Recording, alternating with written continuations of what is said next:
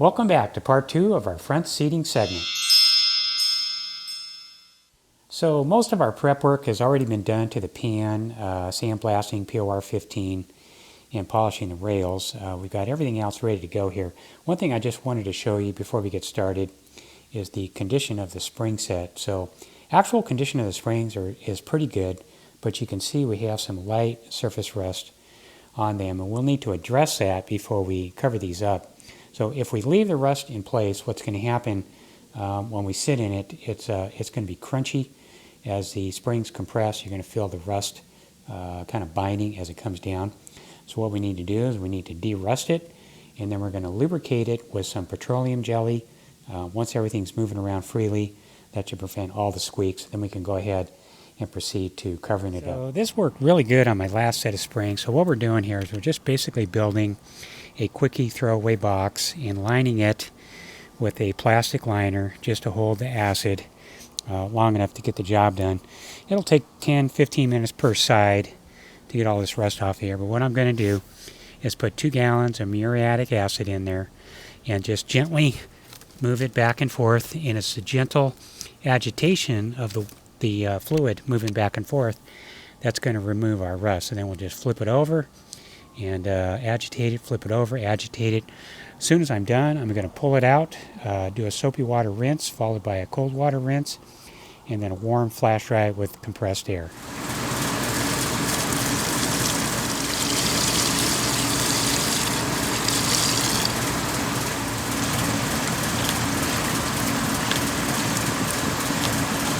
You can see she's starting to come around now, so that's about 15 minutes, just moving it around back and forth. Probably another 15 minutes, we should be good.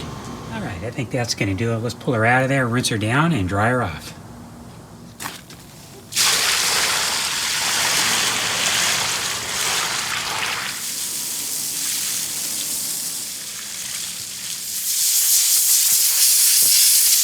Okay, so we're just going to lather it up with some petroleum jelly, just cram it in there, and basically cake this whole thing, let it set overnight, and then in the morning we'll wipe off the excess.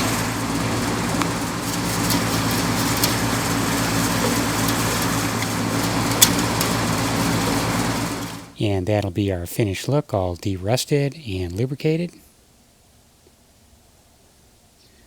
And then next we're going to lay our burlap down into the base of the pan.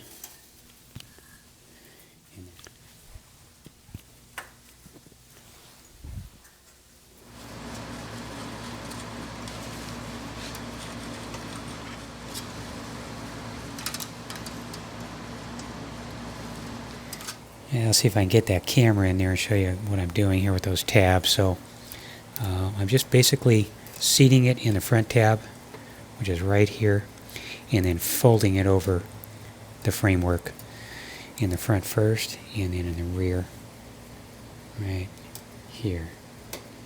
So that's what's going to hold the frame in. And then we'll just need to have access to these areas right here. This is where we're going to wrap our cord and pull the seat down tight. And then next we'll set our foam in place. So we need to do a couple things before we actually mount this. So one of the things we want to do here is we want to trim back some of this excessive tail off here. And the reason we want to do that is because when we pull at an angle down to the pan here, this is going to ride up against the inside of our upholstery and give us a line here, especially around the corner. So if we trim that back and add a bevel, that should prevent that.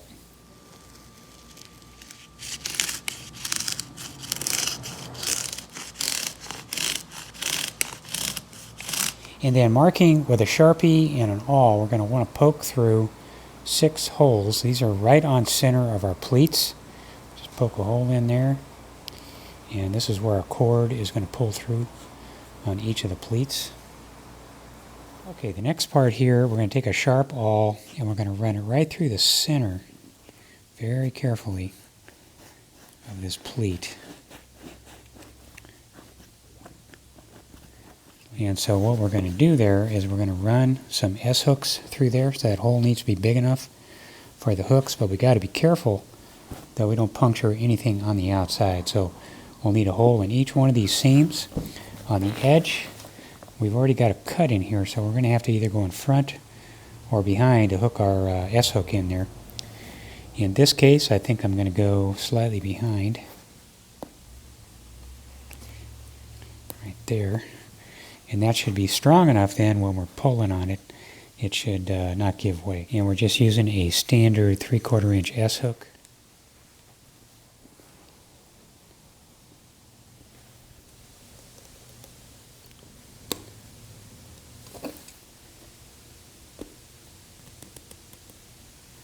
And then next I've got 6 cords, the same 1/8 inch cord we used in the previous video, 1/8 inch, and I've cut these about 36 inches long, just tying a knot on one end, and all we're going to do is hook it there, right there, and then pinch that shut.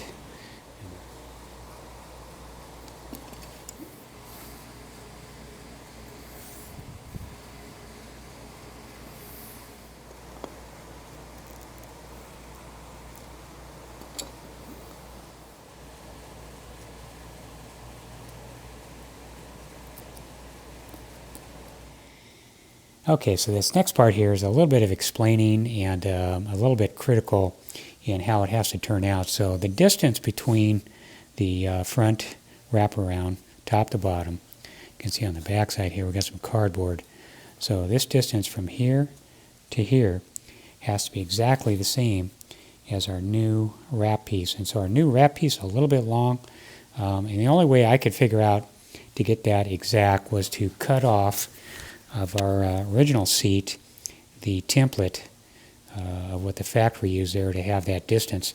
So then I traced it up onto our new one and drew a line across there and then trimmed our new one to that spec. And that seemed to work out pretty good. Total distance I needed to trim off of there was around 1 inch all the way around. So I'm going to trace that off, see how close we are, cut that off, and then we'll take a look at it. And then next we're going to pull our cords through.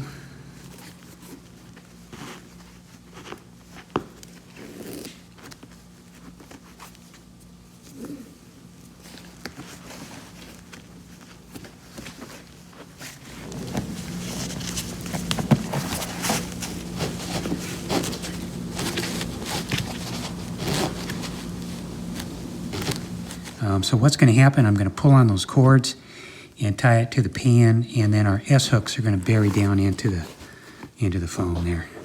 Go right down in that hole, just like that. Okay, next we're going to do a little bit of gluing here before we mount this to our spring set.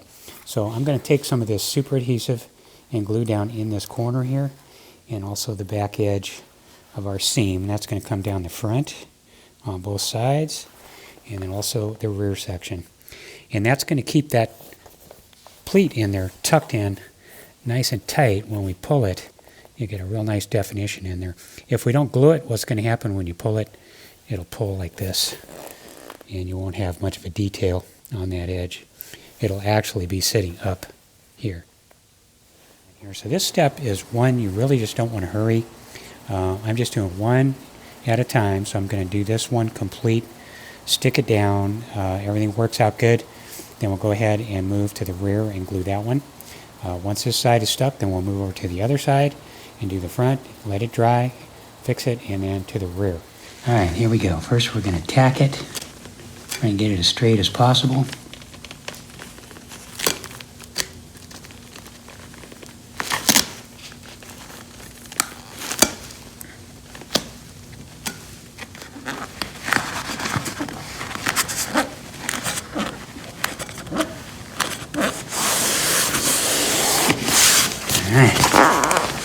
Looks like that's going to work.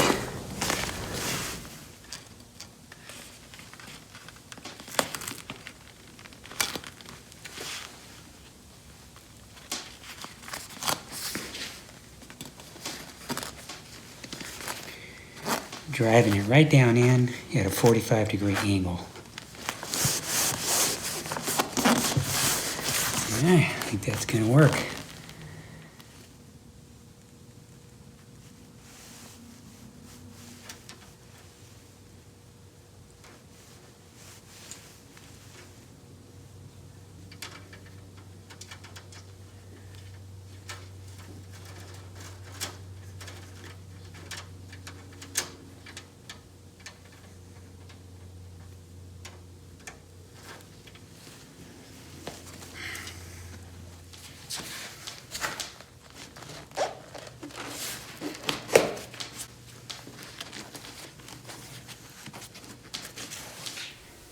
All right, let's take a look inside there if we can. So you can see I'm kind of in the ballpark. I might have to make a fine adjustment on those knots, making sure they're not interfering with any of the springs as they drop down.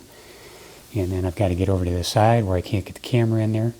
But that's how they're going to pull. You're going to go 3 to one side, 3 to the other, and push down as we're pulling and knotting. It's a real challenge. Let me wrestle with it and we'll take a look at it. I'm about halfway through the tying process, about 1 hour to get at this point right here on each side. You can see the angle of the ropes in there. So what I'm doing is I'm just basically looping it through the hole down and tying it off in the back here. And then I'm fusing that loop with super glue, letting it set for about 1 hour. That way it doesn't back out on me as I try to tighten. It's really tight in here with your hands. It'll be tough to work in there. So super glue here is going to be your friend. We can fuse everything, keep it tight, and then we'll do a final knot and fuse it, and that'll do it. And that's going to be our final look. So if you're a sailor, this is going to be real easy for you. If you're not a sailor, it's going to take you a couple hours. I'm basically tied off now, super glued and fused. We should be good. Okay, next we're going to take it outside in the sun. We're going to warm it up, get it nice and supple, and then we're going to stretch this cover over our injection foam. So while that's warming up in the sun here, let's take a look at a couple things. So next we want to cut our cardboard strips. So they are going to be right from that edge. I'm going to wrap all the way around the front, back to this back edge here. So I'm going to use this 1 seat for a measuring template. That'll be our front piece. And then our back piece here, we're just going to cut about this long. The factory does put a tapered cardboard piece in here, but I found it actually works better if you leave that piece out and just wrap over this edge here and contact cement that in there. It's going to give you a nicer pull, tighter finish, and finish off better.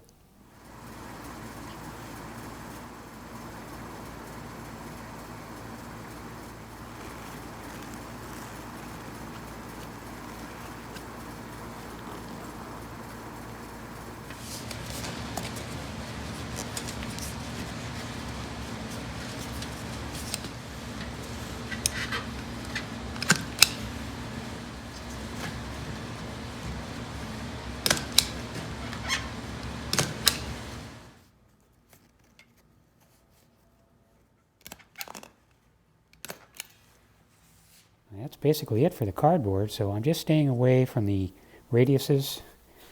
No staples on the radiuses. And our back, straight run there.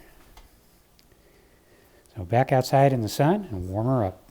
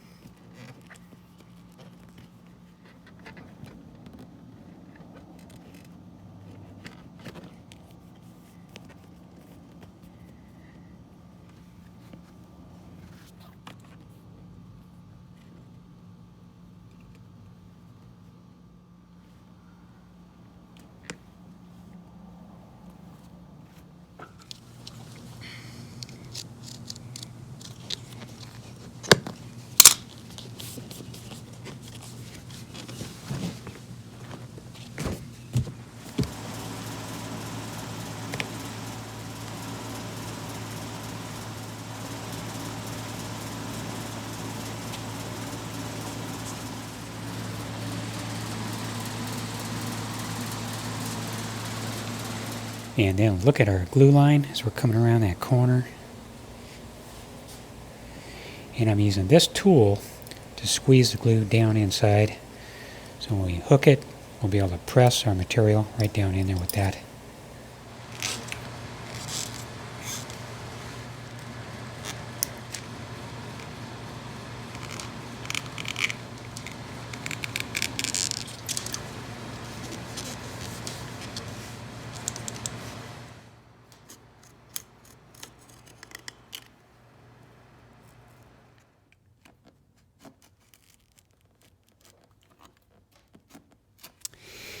And then one final look out here in the sun with everything all kind of sitting together. Nicely balanced, everything pulled together real tight and even. And I got to say, these seat covers from our friends at Autos International, just beautiful, beautiful sets, and work really well with this injection foam. So if you're working on your front seat set, I wish you guys the best of luck. I'm going to put some helpful links down below, so please be sure to check those out. Well, thanks for watching, and we'll see you on the next video.